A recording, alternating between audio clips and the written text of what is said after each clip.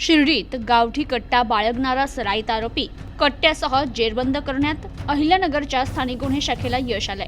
अहिल्यानगरचे जिल्हा पोलीस अधीक्षक राकेश ओला यांनी स्थानिक गुन्हे शाखेस जिल्ह्यात अवैध अग्निशस्त्र आणि हत्यारं बाळगणाऱ्या इसमांची माहिती काढून कारवाई करण्याचे आदेश दिले। त्या अनुषंगानं पोलीस निरीक्षक दिनेश आहेर यांनी स्थानिक गुन्हे शाखा आणि तपास पथकातील पोलिसांचं पथक नेमून कारवाई करण्याकामी पथकास मार्गदर्शन करून रवाना केलं। दरम्यान पथक शिर्डी पोलीस स्टेशन हद्दीतील अग्निशस्त्र हत्यारं बाळगणाऱ्या इसमांची माहिती घेत असतानाच पथकास गुप्त बातमीदाराकडून माहिती मिळाली की अमोल दिवे हा स्वतःजवळ गावठी कट्टा बाळगून विक्री करण्याच्या उद्देशानं हॉटेल राजेजवळ कणकुरी रोड नांदुरखी रोड येथे थांबलेला आहे।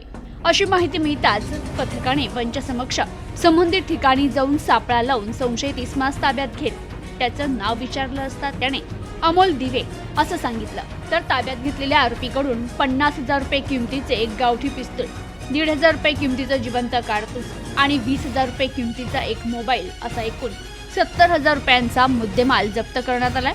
आणि ताब्यातील आरोपीकडे त्या अग्निशस्त्राबाबत विचारणा केली असता त्यानं संबंधित अग्निशस्त्र श्रीरामपूर येथील रहिवासी मुजम्मिल हरुण बागवान याच्याकडून खरेदी करून विक्रीसाठी आणल्याचं सांगितलंय।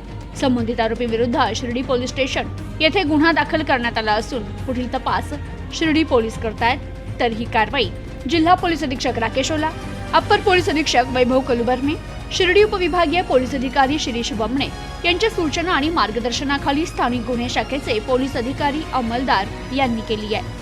Bureau report news today 24 Shirdi Ahilyanagar.